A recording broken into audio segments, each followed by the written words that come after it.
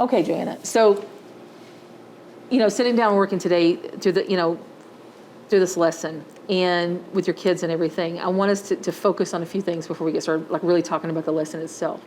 So before we talk about your kids, because really ultimately that's the most important thing, is the kids. So I want you to think real quickly, what were things in the lesson that surprised you? So you can just jot some things down as you think about that. What were some things that surprised you? And what were some things about the lesson that you had questions about? So we're going to kind of start our discussion from there. Because I think at the end, I really want us to reflect on you, okay, and how this is going to apply to your classroom. I don't want us to kind of start this conversation with talking about how, things I did that you haven't done, because that's not what we're really looking at this point. We're just really looking at like pedagogy and using the materials and that kind of thing. So going back to this, so the first thing I want to ask, so if you had to think about things, what were things in the lesson today that surprised you? Well, one of the first things that really surprised me is how well they participated. Actually, they participated a lot better for you than they did for me. But I was also well pleased in their really thoughtful answers that they had, and they used evidence, which is something that we've been talking about in class. And they did have some prior knowledge about what you discussed today, so I think they had a lot to do with the reason why they were able to participate so well. Mm-hmm. Yeah. Absolutely. And then, so before we go into your questions, so let's talk about that. Why do you think they participated so well today? If you had to really reflect into that lesson, what did you notice that was different? They really got into the lesson. The way that you conducted the lesson helped them to really know what you wanted of them, mm-hmm. and what the next step was, and it was all planned out. And they had confidence that, well, okay, this is what she wants at this point. This is what she wants at the mm-hmm. next point, mm-hmm. and that's what helps them, and that's what you do with any lesson. Yes. And I think one thing about that, and one reason why I was really intentional with that, because when you and I talked the other day, when you told me your goals was to really get them into being able to dissect the primary sources, mm-hmm. that you felt that they were not really connecting with them on the level that they needed to, mm-hmm. that told me skill.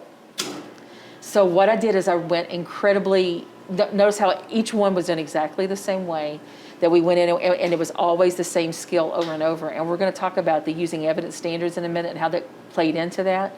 But when we know that they need a skill, then you have to be extremely intentional with each skill. Mm-hmm. So that's why sourcing was one thing. I introduced them to context today, but I didn't do it full blown, because that's going to be the next thing that you're going to take them to. So I think it's going to be, well, I'll come to that at the end, because I'm going to ask you in a minute. I'm going to remind myself to ask you questions for me. So let's go to the other one that you noticed, and that was that their answers were really thoughtful. So why do you think that happened? Well, I think it had a lot to do with their prior knowledge of what you were going to speak about. We did, the 2 days that you were not here, we actually worked on their prior knowledge of what the situation was and what the colonists were faced with. Mm-hmm. The first lesson we did, I think it was earlier in the week, we talked about who was a British colonist. We talked about that in our Zoom meeting. Mm-hmm. And they got to see these individuals, not just someone who was totally against the colonists, but there were other individuals as well. They were people that felt that African American people were worthy of being mm-hmm. educated. And then they got to read some stuff from Phyllis Whitley. Mm-hmm. And they also got to see some other individuals who were totally against them and thought, well, this is your responsibility to pay these taxes because you benefited from the African mm-hmm. or French and Indian War. Mm-hmm. Mm-hmm. So it had a lot to do with their background knowledge. Absolutely. It did. But again, when you did that lesson on the French and Indian War, you used primary sources. Mm-hmm. So I think the key here with the kids is that notice, and I think part of it for them today was how I immediately connected with a supporting question. Everything, and I think that's the thing. I don't think it's any like magic hat that I've got or whatever. If you'll notice, with every single source, they were constantly reminded of the supporting question, mm-hmm. and everything went back to that. Mm-hmm. And I think that because, for one thing, it gives them a center with each document.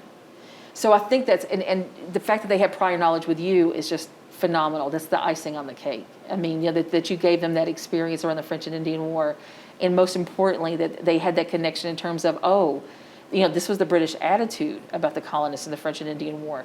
So, that prior knowledge really opened up their use, their next step. I'll put it that way. And also, I want to add to that, they were struggling to make that connection. They thought it was just a one-time history thing. Mm-hmm. So I also spent a class where we connected it to some of the events that's happening today. And then some of the kids, one kid brought up, well, what about the prices of bullets right now? Mm-hmm. Okay? Mm-hmm. And then they talked about taking our First Amendment rights away from us, like us being able to decide whether we wanted to have a gun or whether we wanted to, it led into a lot of stuff. And then I took it back to, I said, okay, are these people any different than we are today? Do we still have conflict today that they are experiencing now? Mm-hmm. Or then? And they said, well, yes. And then they went into all the areas of where were issues, gas prices, where we're having the conflict over that, some of the kids did. Products being made overseas. They're really, real thoughtful. They're more informed than I thought they were when we did it that way. And it was amazing. And then once I did that, then they were able to connect it to, we're just the same people as we've always been. And I think that's what led into and helped this lesson today. And so that gives me a chance now to talk about the theme of 8th grade, which is conflict and compromise.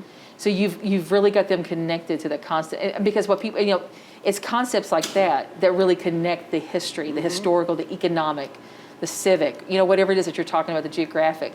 When you take, you can take the 4 disciplines, and when you have that theme to wrap it into, and in this case, it was the conflict, this will give you a chance later to come back and really talk about the compromise. Like, here when you talk about, they started getting involved in the American Revolution, then you'll be able to talk about how did they come together as a group to fight that, and that's going to be really important. And that'll lead into state rights and federal rights is something that we're still having issues with today. So that'll lead in there, and they'll see where that is too. Yeah. I thought it because I was losing them on a lecture day that I was having a lesson. And I was like, and they were trying to go to sleep on me. So I thought, it just come to me as I was standing there, why don't I just connect this to what today? Yeah. And when I did that, the lights turned on. So let me ask you this. So let's talk about that lecture day. So when you think about those lecture days, do you think that the students learned content today by using primary sources? Yeah. So in terms of, the lectures now, and that's one thing that's a real big instructional shift now, you can still have those moments when you take 10, 12 minutes to explain something and to talk about something. But I think when the students interact and when they discover it, that it gives them the opportunity to develop their own understanding and develop that claim. But the big thing is you don't just develop a claim, because those claims are not opinions, they're claims. And they're using evidence to support it. So that's teaching them an adult habit. It's most importantly teaching them a skill that we use every day in social studies. So because they're actually using the skills of social studies, it's no more of this, well, I'm just going to listen to somebody talk, or I'm just going to read this piece and that kind of thing. So you're hitting on that magic. You're hitting on the thing that really is the key to inquiry learning. And so that's why you saw such different kids today. Because and so that being said then, so let's talk a little bit about your kids, because I want to ask you some of those questions that I gave you to reflect on while the lesson was going on. So do you feel that the students were engaged? Yes. Yeah. So would you say 95% or better? Oh, yes, probably. There was a few I saw that weren't, but for the majority of and just because you have a child that's sitting there drawing, right, that doesn't mean he wasn't engaged. He was somewhat with us, yeah. Right. But they were engaged, and there were some students who actually participated who never participated in the lesson. And it was really good. They were engaged. Yes. And so the key there again is not me or the fact that there were cameras. Like I was amazed at how pretty comfortable they got with the cameras, because it's almost like they forgot they were there. They did. And it's because they got into the lesson because it was them getting the knowledge. It was them going into it. So which takes us to our next question, which is, this is something that was really important to me. Did they interact respectfully? Yes, we've talked about that. We have group norms. Yeah. I've introduced group norms. I noticed especially that. with all my science classes, Yes. we have group norms, and we talk about those. That's part of the science lesson, yes. Absolutely. Yes, we do. So they knew how to talk to each other and how to work. It kills me with the protocol that we couldn't mix them up a little bit but that's just the way it is with the COVID and everything else. So now here's the key, and this is what I kind of hear you talk. So let's talk a little bit. Do you feel that the students clearly understand how they were supposed to behave? Yeah. So let's not only behave, but I think let's also rephrase that and say to learn. So how were the expectations for the students during this lesson? How do you think the students learned those? Well, it was the way that the questions that you asked them. It was more than just a yes or no question. It was more than just a one-word answer. It had to be based upon, they made a statement, then they had to back it up. They like to argue, so yeah. Most eighth graders do. Yeah, so they like to argue. Yeah. And they've disagreed with me on stuff before, and I allow them to do that as long as it's not disrespectful. Yeah. And then we talk about, because they'll say, no, I don't agree with you there. Right. Well, I say, well, I think this, and they'll say, I think that. Right. And we've done that in the past. Right. Yeah. Absolutely. So I think that what we can look at here is that it's the inquiry learning, but most importantly, I think it's the format, and I think so I was real intentional in how I brought in each document slowly. Of course, it kind of messed us up at the end. We had to, I noticed that you asked me the question on here, should I start each lesson this way? No. Now that you've had, you had that discussion with primary, secondary sources with them. I've had that discussion with them. Every now and then you might back up and mention it briefly, but just to review it, just to say, okay, guys, especially as you introduce different types of primary sources to them, as you start bringing in more photographs and paintings. Like, I think it's going to be interesting, especially when you're fighting the American Revolution. Start thinking about bringing in like George Washington going across the Delaware. Yes, which is so, it's not even done in the time period of it. The Boston Massacre or something like that. I mean, like Washington crossing the Delaware was painted in 1850s. That was almost 100 years after the American Revolution. It wasn't even at the time.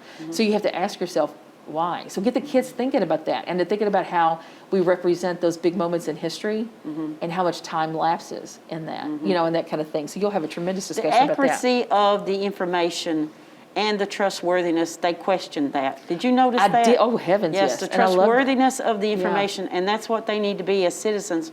They don't need to automatically just say, just because Mitch McConnell said something, I'm going to believe it. Right. And I've told them that in the past. I've made that point specifically clear. Right.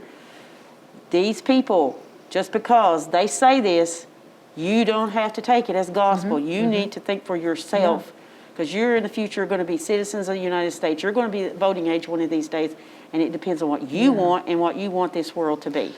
I tell you one thing I was really proud of, and I want to tell you this. I was super duper proud of when Arlie was sitting in his group, and he was bold enough and brave enough. And that's a word I've used all day with him, because it's that creating that culture of inquiry, that you have room to be wrong, and you have room to learn, and then you have room, most importantly, to revise. And that's why I made the point to tell him several times. Right. But I loved it when Arlie actually was completely different in his. I think it was document B. Is. Yeah, but that's a good thing. Yes. In document B, when he says, well, really, I think he's for Britain and I think he's for the colonist. And the rest of them were like, no, he's for the colonist. But I also say, and I'm not tooting my own horn, I'm just saying, it's the relationship that I have with them. Yes, that's what I was going to say. I've had them since sixth graders. Oh, and my gosh. I've built that relationship with them. That's great. And I think the reason why, and I'm not taking anything from your lesson, but I think it had a lot to do with wanting to please me. Oh, yeah. Well, they also wanted to make you very proud. Yes, they did. Because it was being filmed and everything. But we've also got to make it to where they want to please themselves. And I think, and I think that you'll get there with inquiry, because I think that's the big thing. That's why whenever we go into a classroom, because this is not the first time we've recorded together, I'm always very conscious at the beginning to talk about the teacher.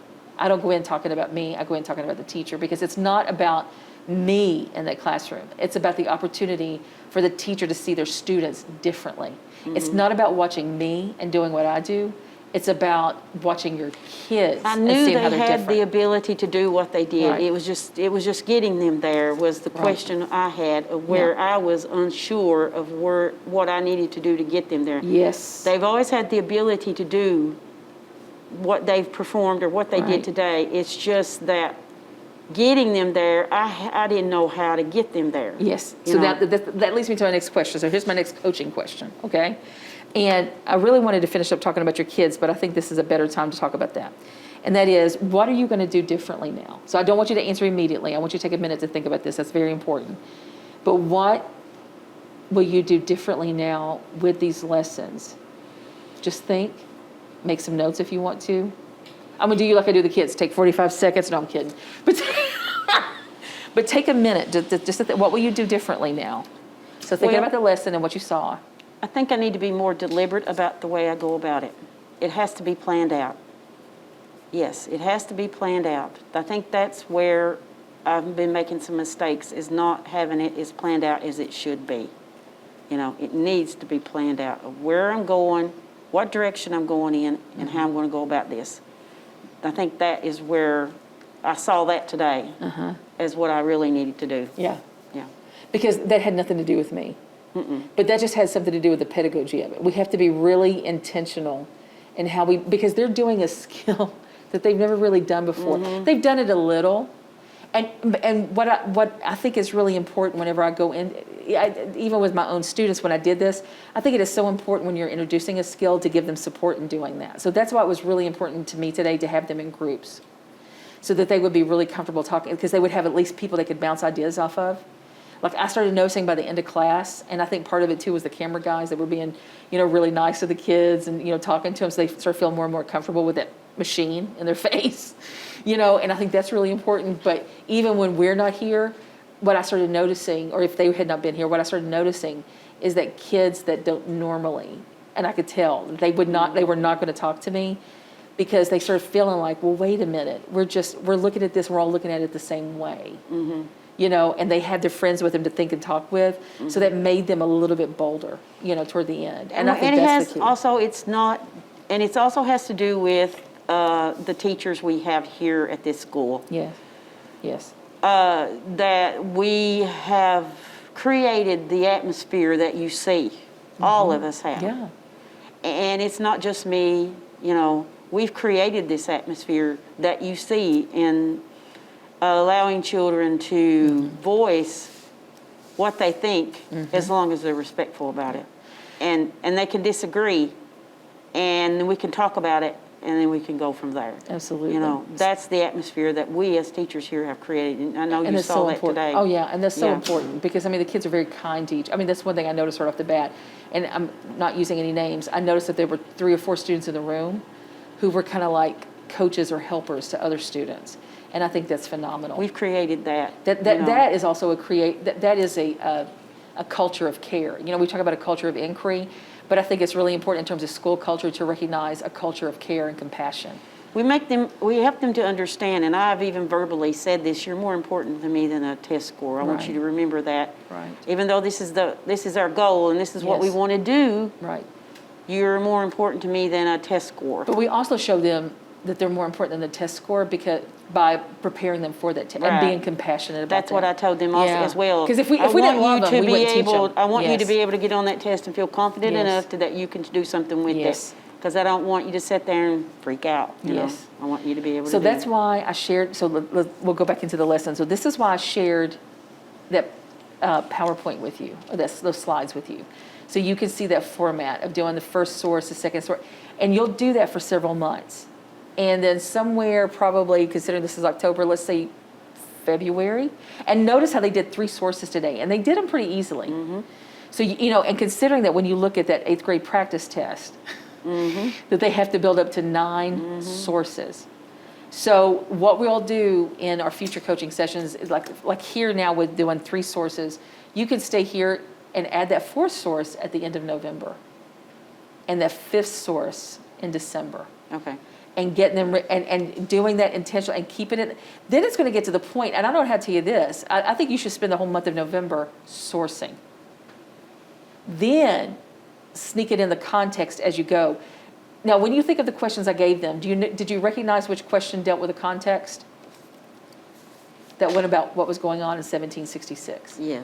All the way across the board. Yes. And notice how they started, and that's why I waited to the last document to be able to say, so you guys tell me what's going on in 1766. because they had a chance to think about it and talk about it in their small groups. But with the third document, that's when we really start connecting with the context. So now you can bring that up tomorrow. Say, guys, let's look back over this chart really quickly before you write your essay. So before you write that, let's look over this and let's talk about the context. Because you established context with the French and Indian War, and then we brought it forward, to the road to revolution, if you want to call it that. So you brought that whole thing there. So one tool that we've got on the board is you've got that PowerPoint. So that can guide you through your other sources. So now that you've got that format and that kind of thing, it will get to the point that you'll tell them to source it. I'm thinking that's going to be early December, maybe. Now this is goals. So I'm going to write this down so I'm talking about it. So in the month of November, you're going to do, 3 sources every day, or at least 4 days a week. So then in the month of December, we're going to go with 4. In January, 5. So hopefully by February, they're doing 6. And then on the other side of that, in November and December, let's say November, you're going to source. And then in December is when you're going to do context. Okay. And that's going to be real intentional. You'll notice in there that I've actually got that one poster where I've got what is context. So where you're spending this whole month to really get them in the habit of sourcing, by the end of November, they're going to source like nobody's business. Right. Okay? I did notice that some of the students in class, the lesson was just a little bit fast-paced. It was. Yeah, they tried to keep up. Right. But I think I will need to probably kind of slow it down just a little bit. Well, if you slow it down, then here's what I'm thinking. If Yeah. you're going to slow it down, then I would go to 4 sources really quickly. Right. 2 each day. Okay. And we also have to remember that if we have to slow it down, then the next question that you and I need to have, and I've got to write this on there, the next thing we've got to talk about, if you slow it down too much, I know what you're saying, yeah. we have to now talk about modifications and accommodations, and within those scaffolds and that kind of thing. So now what we've got to do, and we're equipped to do that, and that's going to be our next thing. But right now, I think getting them in the habit, maybe keeping them at 3 sources, and giving them that. Part of the reason why they were not used to it, it was a new skill. So I think just practicing with the 3 sources for a while will make it better. Because they did rather well. Yeah, they did. So yeah. I wouldn't slow down a whole lot. Mm-hmm. When you go to 4 sources, I'd slow down a little bit, but not much. I wouldn't slow down just yet because it was new today. It's like riding that bike. It's like learning to ride it. So that means entirely different. So, but we're going to build to talking about the scaffolds and the modifications because that's going to be the next step for you in working with a lot of these.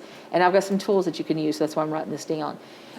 So we know the goals. So like in March, ideally, we hopefully want them to use 7 sources. Okay. Now that will be, I know, that's going to be March and April, okay? So that being said, December is going to be context. January, and this is one thing I didn't get to do today, and it's my favorite thing to do, is to talk about cooperation.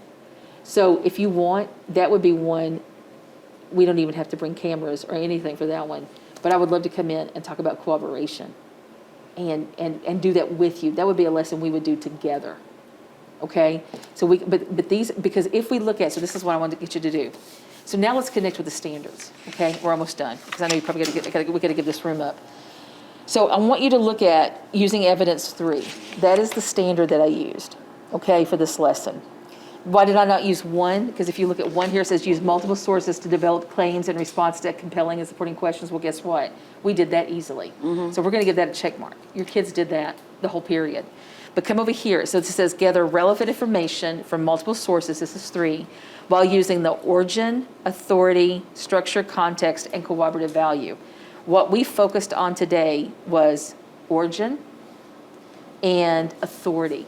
Notice on the authority, I put a check mark beside, do you trust the author? Support your decision with evidence. So you can see over here, these are the question prompts you can use. That's why I did that consistently with that. Because that's another reason why this is color-coded. So when you look at this, it says, do you trust the author? Support your decision. Now go on the next page. Go to the blue. And this one I didn't get to go into as much, but only a little. So that is, when was the source created? We talked about that. Where was it created? We talked about that. And what was different then and what was the same? Okay. Do we need to leave? Okay, we're hurrying up. Yeah. So anyway, so you can see here how we started bringing some of this in. You don't have to do each set of these questions like this, bringing in 1 or 2 with each set of sources that you use, it's one thing to look at. This using evidence number 3 is huge. If a kid can do this whole entire, and you guys, you can see the skills in this, if they can do this using evidence 3, they're ready for high school immediately. You'll ship them off and they'll be ready to go. So let's talk about our goals. So our goal is number 1, and then we're going to be finished. So your number 1 goal is to use the protocol or the format, right? That I gave you in that PowerPoint. Okay. So that's number 1. And then number 2, what we need to talk about is what are you going to use tomorrow to evaluate their learning? Okay. So they're going to use their little mini essay or their short, or whatever you want to call it. So tomorrow you can review that one chart, then go into the one thing. Okay. So the next step, and we'll just do this by Zoom one morning, we'll talk about the communicating conclusions. Because that's where we can talk about how you're going to create your assessment around your compelling question. Because that will be next steps. Okay. So your formative is tomorrow, right? So what do you think you want them to do really quickly? Just say this out loud and then we'll be done. What do you think you want to do? Like a little mini essay or... And it doesn't have to be an essay. It could be Flipgrid. It could be Seesaw. It could be anything. Yeah, well, just a little mini essay, I guess, will be. Do you have Flipgrid? Mm-mm. Have you ever used that? No, Would you like to use it? I don't know. It's easy. It's fun. The first time I got introduced to it was I'd heard about it off and on, had never really checked it out, was on Twitter one night, and this one teacher said she just graded 60 essays in 15 minutes. Well, 15 minutes, 60 essays. And you know how? She limited the kids' times at 3 minutes for each response. They got on there, they talked their essay, and she graded them in 15 minutes. So each, because some kids, well, actually, it probably took her longer than that, but she said on the tweet or whatever that it was like 15, 20 minutes. And I was like, how did you do that? And it's because she watched each one. So there is a possibility there that you could use that, but not tomorrow. But we'll talk about that one too. So let me write that down. So listen, thank you so much. Are you glad you did it? Mm-hmm. Are you glad we came in and shared it? Oh, yeah. Mm-hmm. Okay. Yes. We're going to talk about this. Awesome.